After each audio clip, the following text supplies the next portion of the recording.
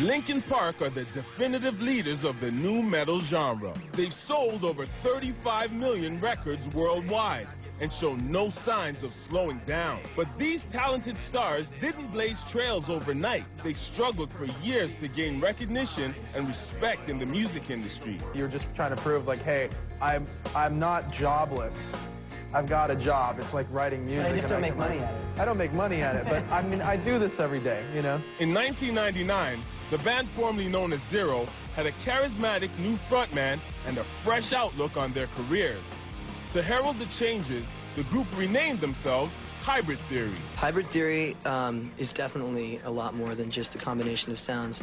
You know, we like to bring in not only the different combinations of the sounds, but we also have a heavy aspect, a softer aspect. We have a more aggressive side and a more sensitive side, even lyrically, too. So there's a lot of different ideals that go into our music. Hybrid Theory wasted no time recording a self-titled 6-song EP, which they marketed independently through the internet and a newly formed street team. In the beginning stages of the band, we were doing it on our own. I think that our 6 guys are pretty tech savvy, and in the beginning we were doing that. We started our street team on our own and packed those things up and stored all the names in our own database and contacted all those people via email. A combination of musical merit and clever self-promotion put Hybrid Theory back in the game. In no time, they built up a healthy fan base and felt confident enough to pitch their wares to labels for a second time. But although the music garnered enough interest to win some showcase opportunities,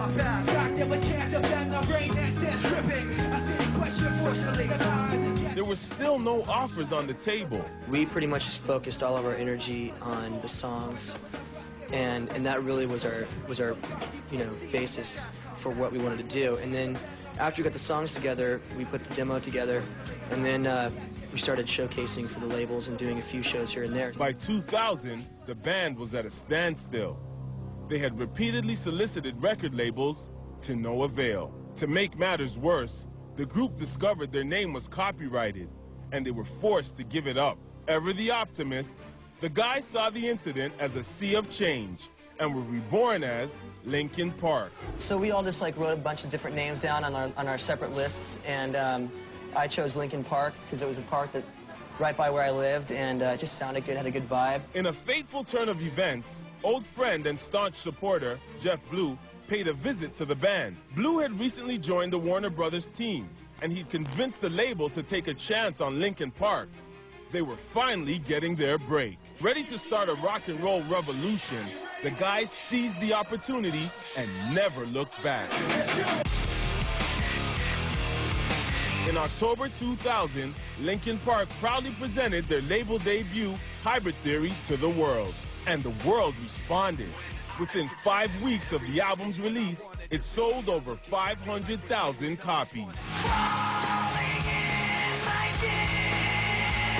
Gold records, sold-out tours, and massive airplay took Linkin Park from starving artists to megastars in the blink of an eye. When we started and Mike and Brad were originally working on music on a 4-track, I think that the point of everything was just to enjoy ourselves and do something that we love, which is write and play music. The album spawned smash hits like Crawling and In the End. But in the end, it doesn't even matter. While the first single, One Step Closer, became the rock anthem of 2001.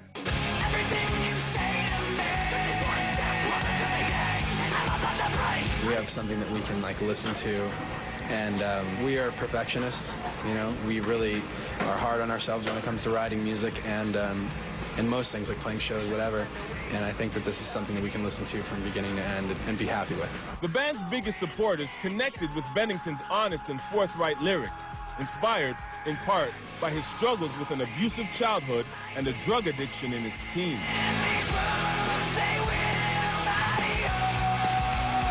Crawling is a really emotional song. It's got a lot of very deep lyrics, and it's kind of like admitting something that you don't really like to admit, which is, having a problem with yourself.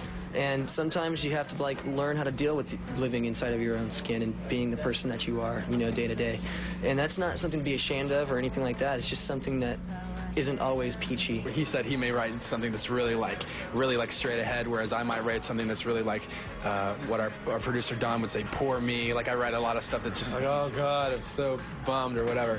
But we find a way to put those things that are a little more, hopefully a little more intelligent than like just whatever comes out of your head, and work with them a little bit and come up with something we're really proud of. Hybrid Theory would go on to become the biggest selling album of 2001.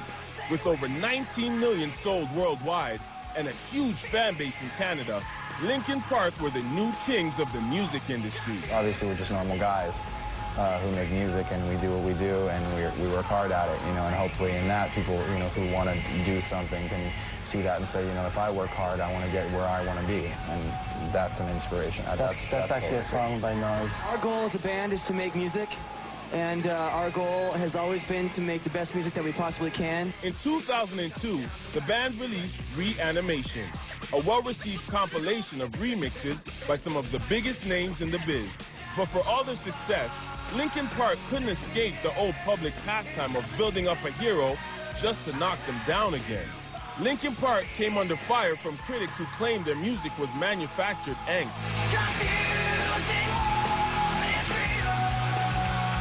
People made jokes about like us being like put together by a boy band producer thing or something. They said we were, you know, what if they're manufactured? It's a big scandal, and obviously that's like ridiculous. In fact, the entire nu metal genre was called into question,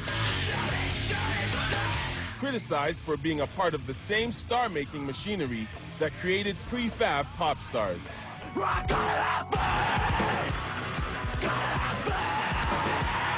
As a result, musicians began to try and distance themselves from the genre. I think you're only limited by your own imagination, and that transcends, you know, classifications, transcends rock, transcends hip-hop. You know, there's people all over the place that are doing all kinds of great things right now, so we just like trying to take that to the next level. In 2003, Linkin Park fought back with a well-crafted sophomore release called Meteora. The band poured their hearts and souls into every last detail of the album. Working on Meteora, it took us 18 months to do it, just because it took us that long for us to be happy with it. And then when you're finished with it, you do hope other people are going to like it and enjoy it and be into it, but you can't control that. You can only please yourself first. The group wanted to shift the focus away from sales and instead aim for a personal best.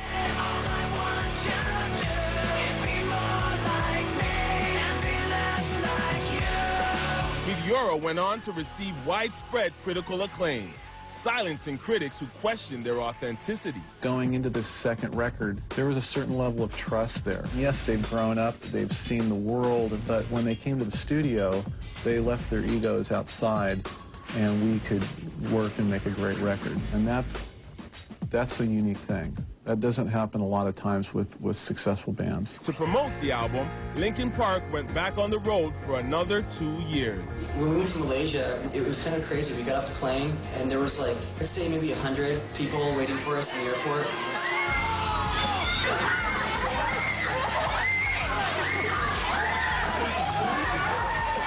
just arrived in Malaysia, and there's a few people here to greet us everywhere. It was a little frightening. I don't know if I'd like that everywhere we went. I think that would kind of get really old. A little bit of adrenaline, a little scary. But in between concert dates, the guys managed to find time to squeeze in additional projects. If you have a girl problems, I feel bad for you, son. I got 99 problems, but shame one, come on. 2004 marked the beginning of an innovative collaboration with the reigning king of hip-hop, Jay-Z.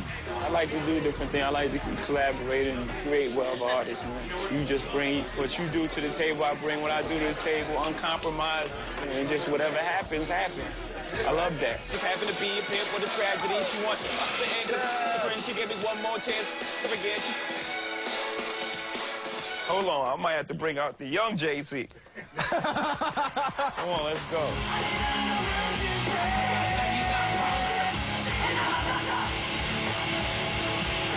Right. Good, man. You know, there's something about this song that says hit. If we could just get Jay-Z on this track, it'd be big. Bringing